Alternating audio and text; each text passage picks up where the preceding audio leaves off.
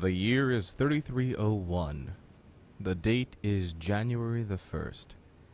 Happy New Year, and welcome to Elite Dangerous.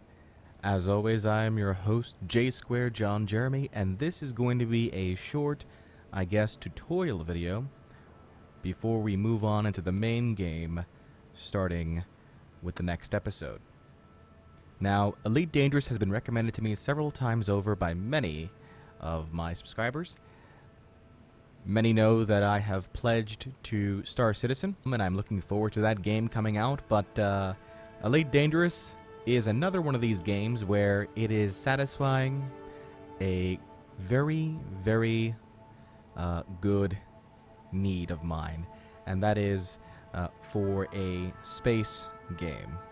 And a space game where it's free roam.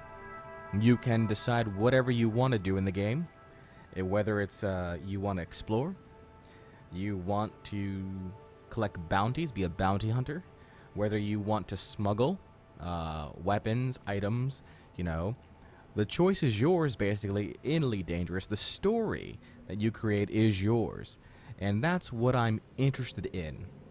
And it's been a long time since there have been titles, space titles like this.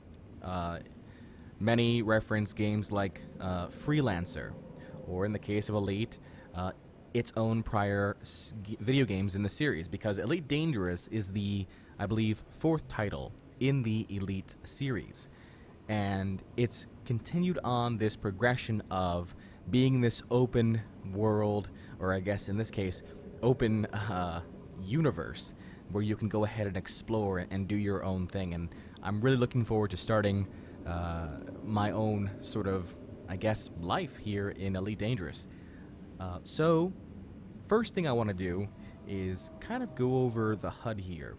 Now, I'm not going to try and trick you guys. I did record the HUD tutorial before I am talking here right now, so you're going to see this timer right there where it says the Trevithick dock. You're going to see that timer jump back in time. It's okay. Don't worry, you're not experiencing a flux in the space-time continuum. It is mechanically designed. So go ahead and I hope you guys enjoy the HUD tutorial, because it took me a bit to kind of understand all of this and where it all came from. So enjoy that, and we'll be back right after this. Let's take some time here and review our cockpit interface, the HUD of Elite Dangerous. Because I gotta tell you, when I first launched the game and entered one of the training missions, it frightened me. To be honest, it still does.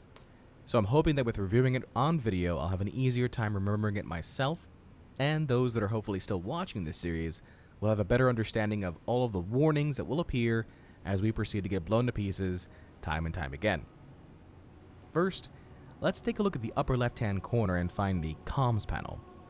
The comms panel will display communications from other vessels and structures like the starport that we're currently docked at. It also allows us to send messages and initiate a comms link with other players of the game. Now, that last portion is dependent on what kind of game you selected at start. There are 3 options: open play, where you have the chance to encounter the other players of Elite Dangerous; private group, where you can play with specific friends that have been invited; or solo, where you'll never encounter any other human players. Next, in the upper right-hand corner, we'll find the info panel. Here we'll see notifications appear in this section, with the content varying from the status of our ship, the other vessels that are in the area, and any criminal activity that's been detected. Moving to the bottom right corner, there are several displays present. Find what looks to be a radio waveform. That's the signature bar, and this represents how visible our ship is to other vessels in the vicinity. The more agitated the bar, the greater the distance the ship will appear on the sensors of other vessels. Now, why is this important? Well, remember the title of the game, Elite Dangerous. Space is a dangerous place to be, and there are plenty of nefarious individuals who love an opportunity to take a peek at our cargo or claim a bounty. We may in fact become one of these nefarious individuals in the future. Right underneath the bar, we'll see our fuel gauge. That's right. Even 1,000 years from now, we'll need some sort of fuel to get around in space. The segments represent the fuel capacity of our ship, and is used for hyperspace jumps, which we'll get to eventually. Patience. Underneath the fuel gauge, we'll find our characteristic indicators. These are basically notifications regarding common ship statuses. We're currently seeing 2 of these notifications lit right now. When the mass lock indicator is lit, our ship is so close to a stellar body that we won't be able to supercruise or perform a hyperspace jump until we get further away. I liken it to the rule of warp drive in Star Trek, where warp within the proximity of a planet was practically banned. Now we also see the landing gear indicator lit. Obviously this means that we've deployed our landing gear. Now once we leave this port, we'll go ahead and retract the landing gear and that indicator light will go away. When the cargo scoop indicator is lit, we've deployed our cargo scoop, and our top speed will be limited. Finally, there is one more indicator that we don't see right now, and that's the wanted indicator. Basically, if we find ourselves on the wrong side of the law, we'll get to see that indicator appear on screen and know that Johnny Law is out there right now looking for us. To the immediate left of the characteristic indicators, we can see the power distributor. This display represents the currently available amount of energy in our ship's capacitors and ratio of power distribution. Right underneath the dashes are small pips. The more pips a bar has, the more quickly it's refilled. You're seeing 3 distinct systems. System, which reflects how much energy is available to recharge shields and power defensive modules. Also, the more pips system has, the more resistant shields are. Engine, which reflects how much energy is available to initiate an emergency thrust. Also, the more pips engine has, the more maneuverable and faster the ship can become. Finally, weapon, which reflects how much energy is available to cool weapon systems. To the left of the power distributor is a visualization of our current ship, called the ship schematic. As we're attacked in-game, we'll see markers briefly display indicating the location of the hit and allowing us to correct. Our shield strength is represented by the 3 blue rings you see. As the shields weaken, the rings will fade away. During combat, if our shields are brought down, we'll see the rings change into a timer bar, letting us know how long it'll be before the shields are recharged. Underneath the ship schematic is the hull integrity indicator. It should come as a little surprise, but should the hull indicator reach 0, we are dead. Unfortunately, hull integrity does not recharge like shields do, but can be repaired out of combat.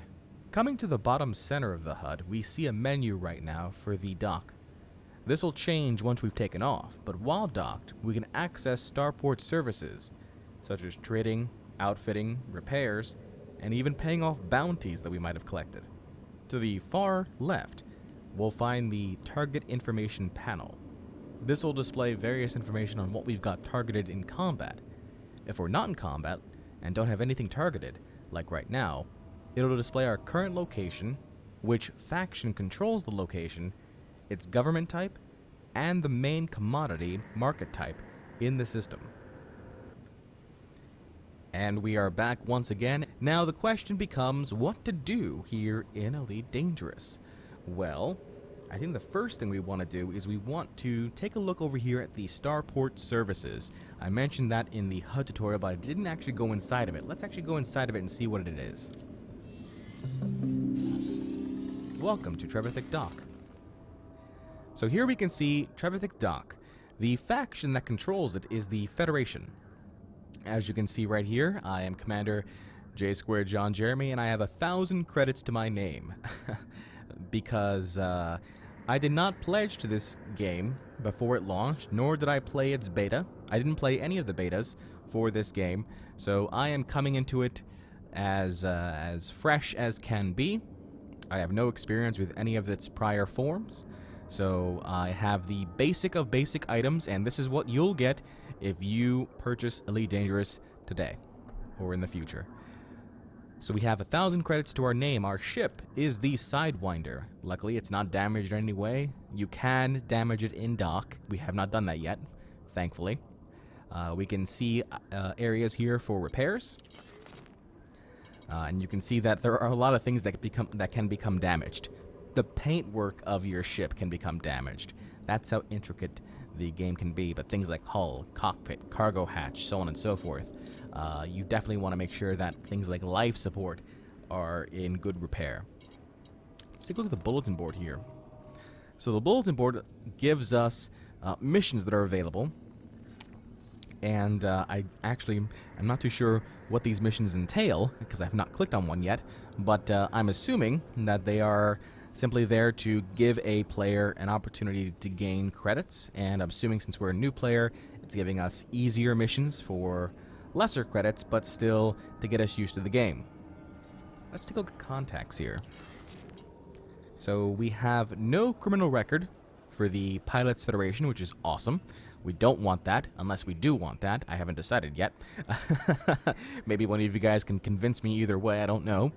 The local security office here tells us we have no outstanding fines and we have no local bounty vouchers. And we have no local combat bond vouchers. I'm not too sure what the combat bonds are. Maybe PvP sort of thing? Legitimate, like legal PvP? I don't know. Outfitting. So here we can go ahead and upgrade our ship, the Sidewinder. And we can see here right now we've got some lasers currently attached here. And we have 2 empty utility mounts here. If we click on the utility mount, I guess I can buy and equip nothing. Nope. Yeah, well, I can buy and equip any of these things if I had the money for it. But right now I have insufficient credits for any of these things. But you can see that there are things here like electronic countermeasures, the kill warrant scanner, which, interesting.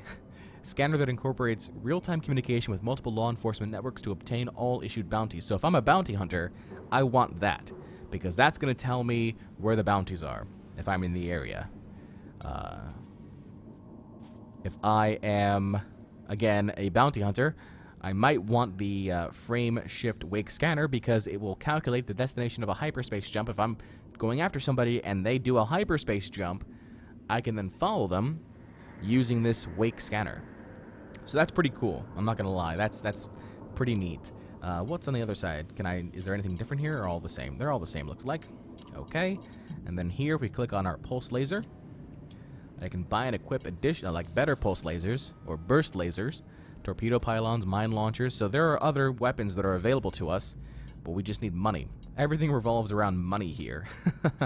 If we look inside here, we can see that we've got basically the basic of the basic items here. Lightweight alloy, power plant.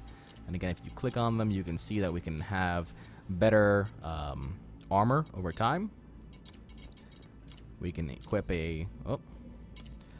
Apparently there's nothing here that you can replace the power plant with. So go ahead and go back here. Things like better thrusters here. And then livery.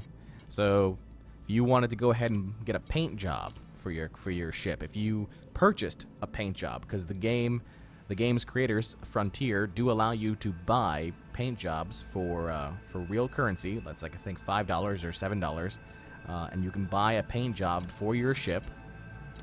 Same thing with decals, I believe. Okay, let's exit here now, and then let's go to Universal Cartographics. Or Cartographics? No, Cartographics, I would assume.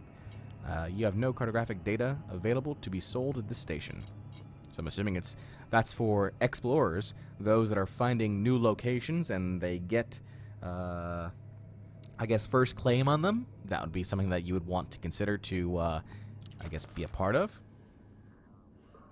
And then over here we can see the news.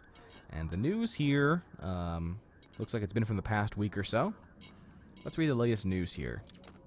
Galnet News. Senator Torval blames federal agitators from Luluwala for Sorbago rebellion. Senator Torval has already blamed outside forces for the recently suppressed rebellion in Sorbago. Last night, on the political debate panel show, Question Everything, she went further. Yes, these are terrible events, but sometimes people are easily led. My forces have reported ships coming from Luluwala supplying guns to the rebels. It is completely unacceptable, especially when it is a federal-backed system like this. Many commentators have been surprised at Senator Torval openly accusing the Federation for the rebellion. When contacted, a federal embassy official dismissed the accusations as nonsense. So, if I were interested in finding out more, I may want to make my way over to Luluwala, if I can find a way to get a map to tell me where to go for it. if I wanted to get involved in that sort of stuff. So the game will basically give you, I guess, stories over time that you can decide whether or not you want to be a part of, which I think is pretty interesting, pretty unique. It's very similar in vein to, I guess, Eve, as far as story goes, except I think it's more active here, I would say, than in Eve. You don't necessarily get story progression, per se, in Eve, unless there's like an expansion pack that comes out. Anyway, the question that you guys may have is, what is this Federation? You guys have seen it a couple times already. So what is this Federation? So there is a story to this game. And as of right now, we are seeing that there are two factions. The Federation, which is the oldest interstellar nation, and the Empire, born out of brutal secession from it. So those are the two major factions there. And there are also independent systems as well, which may, you may play a part in. I don't know if the game will ever want you to, join a faction. I'm not too sure. You are part of the Pilots Federation, so maybe you can join the Empire. I don't know. We'll find out, hopefully over time. So let's go back here, and it also gives you traffic reports, which I think is pretty unique here. So if we click on this traffic report, we can see here that 20,000 ships have passed through this space in the last 24 hours. I'm assuming this space in particular is a starter space area, which is why we're getting that many ships, especially the number of Sidewinders that are here. Over 12,000 Sidewinders. I'm assuming these are new players. Could be wrong. I could be wrong. So we have another Galnet news here. Sana and bid to leave Federation. So you're seeing here that there are opportunities for secession, which is interesting. This guy's speech was met by cheers, not just from his own party, but from the opposition too. So if I was interested in this secession story, I may want to head over to Sana. Here we can also see commodity news as well. So downtrending is bio-waste. So you don't want to bring bio-waste to LHS 3447 because you're not going to get money for it, or as much money for it, rather. And we have the top 5 bounties here. We have Commander Blue Falcon with a bounty, wow, of over 1 million credits, 1.7 million credits. We have Commander Avor here, almost 1.5 million credits. Commander Julio Montega with about 860k. Commander Pinkman. And notice their locations, their last reported locations. One of them is actually in Seoul, so apparently Earth is here in this game. I'd be interested in checking that out. But yeah, those are the top bounties. Now, it's not easy to be a bounty hunter in this game, especially when you're taking on players. I would imagine it'd be very difficult to take those guys on, and that's why those bounties are so high. So that's all the things that are available here for the dock. We're now back at the main outlook here, and let's go ahead and disengage to go ahead and launch our spacecraft here. So I'm now returning to the surface of the docking station, or the space dock, or whatever they want to call it. Look at that. Look at that.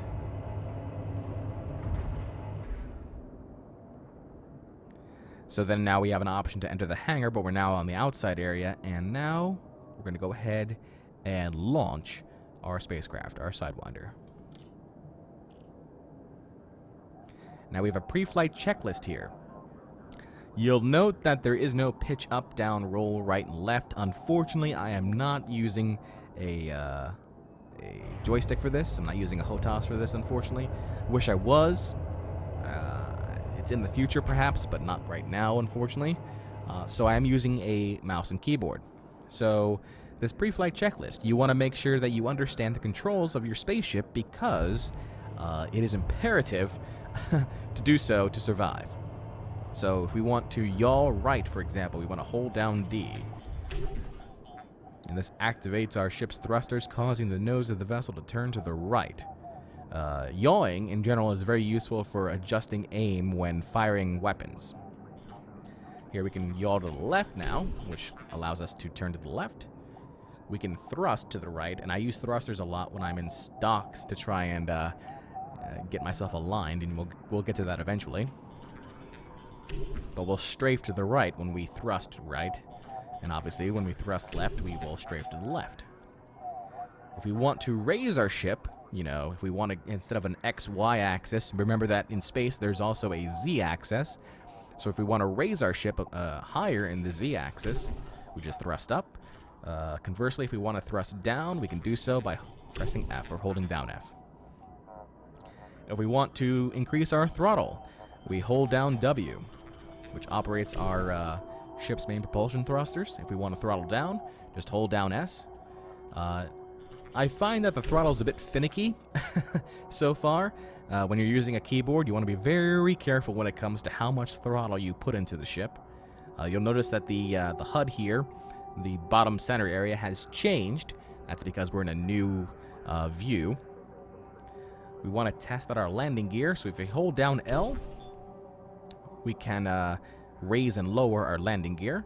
We want to test out our weapons, so we want to deploy by pressing U, and the weapons must be deployed before they can be fired. You can't just fire and expect them to just auto-deploy. You have to deploy first and then fire.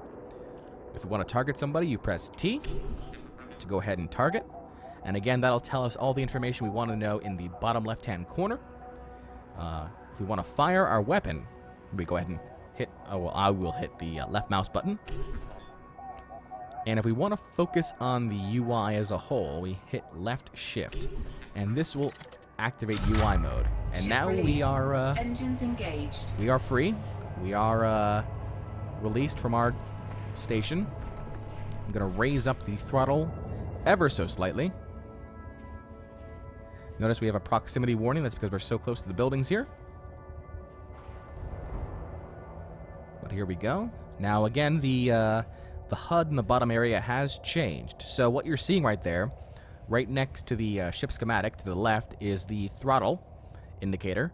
We can see here that the current speed is at 13. Not going to increase that by holding down W. We would like to keep the speed when we're in combat to around the blue line area that you see inside of the throttle arc. That's where you can find the most maneuverability for your ship, is if you stay your speed within that area. That 50% marker that you see over there on the HUD, that's our heat. If we raise our heat too high, we may incur some damage there. So we don't want to do that. We can obviously see the radar in the center area. And if we turn our ship ever so slightly, come around, we can see the planet right there. Very nice. And there is the space station that we just came from. I know. It's very cool. Now I'm backing up right now. I'm full throttle backwards, so we can go reverse, which is pretty nice. But yeah, that is the space station that we came from. I really, really enjoy the fact that you can dock, you know, actually dock in the station itself. It's pretty damn nifty.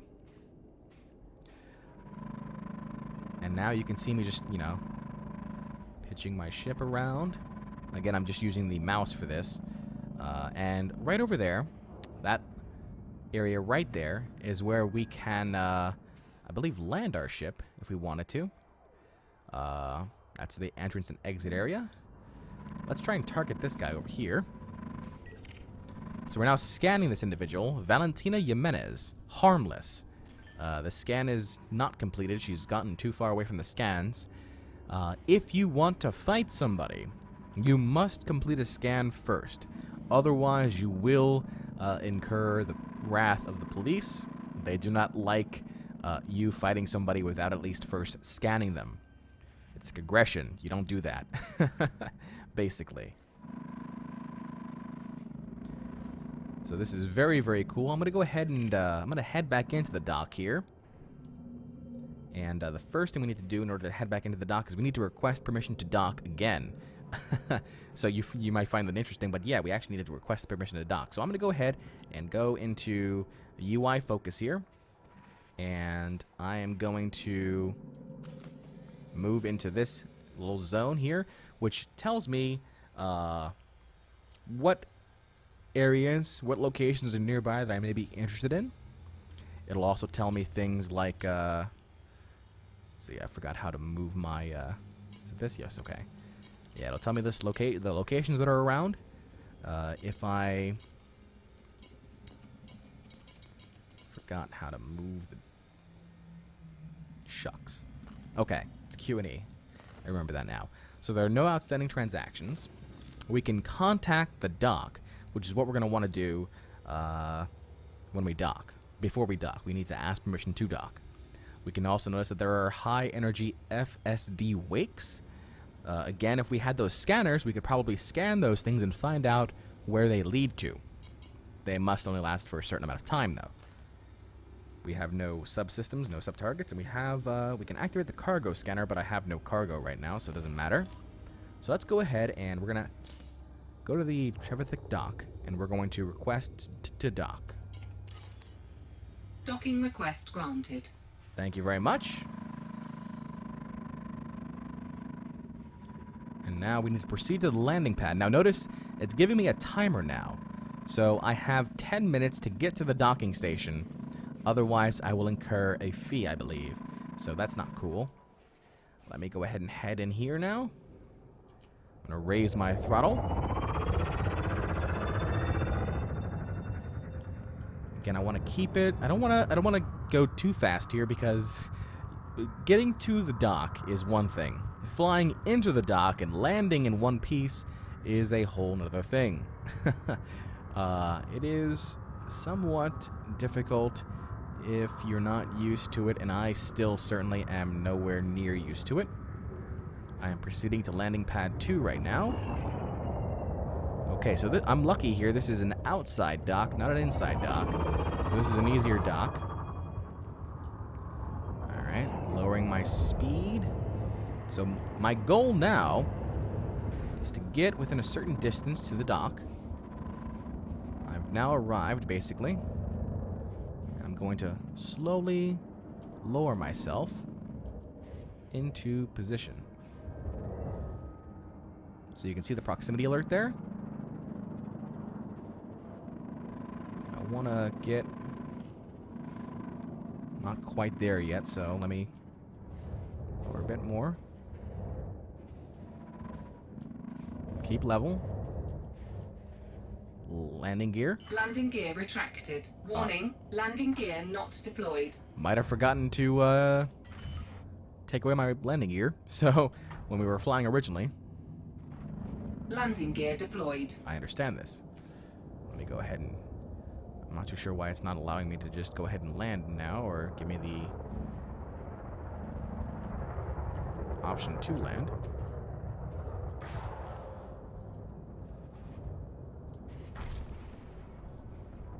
So we are... Oh God. Don't do that. Don't be mad. Is this not landing pad 2? I'm stuck. I could have sworn that was landing pad 2. It was signaling me like it was landing pad 2. Don't do that.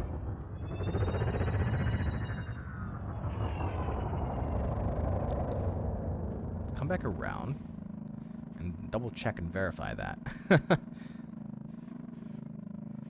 So here's the docking station.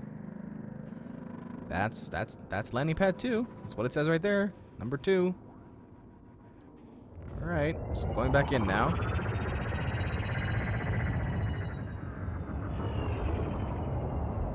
Back into landing pad number 2.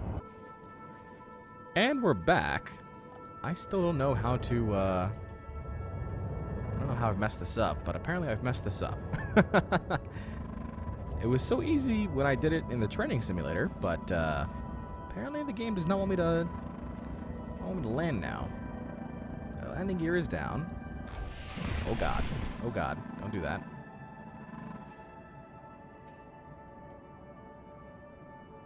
Zone 1. Zone Stop, stop, stop, stop. I'm gonna screw this up. Oh, it's great. I love it. See, this is why I like it, because it's... Oh, man. Okay. Okay. Let's think about this here. I'm assuming the arrow means go this way. Okay. I'm assuming. Could be entirely wrong. I'm gonna back up here again, just to make triple sure this is where I need to go. Yep, it's saying this is where I need to go. This is landing pad 2, right?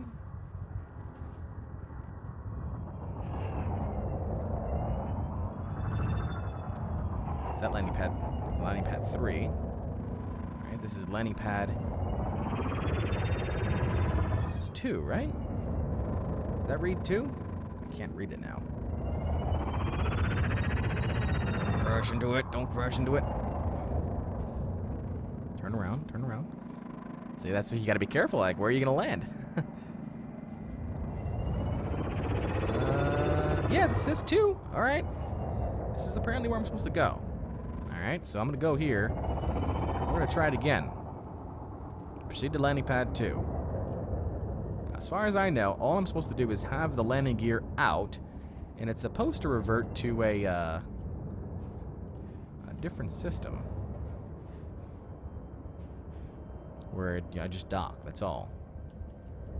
The game apparently does not want me to do that.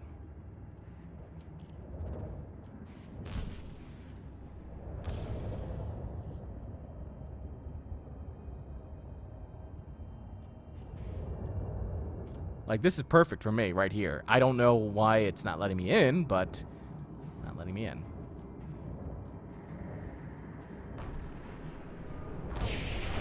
Docking successful. Okay. Engines disengaged. I did it. So it took me a bit longer there. But let's go ahead and enter back into the hangar here. I think I was better when I went inside the docks and just did it that way.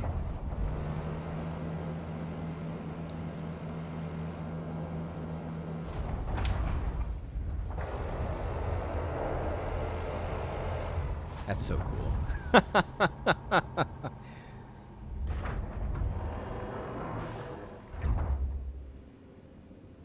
Okay.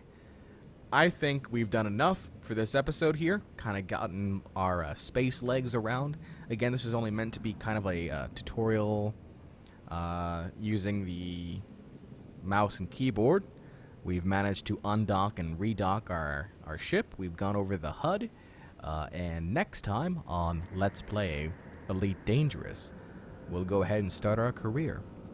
Until then, this is J Squared John Jeremy signing off, saying so long and take care.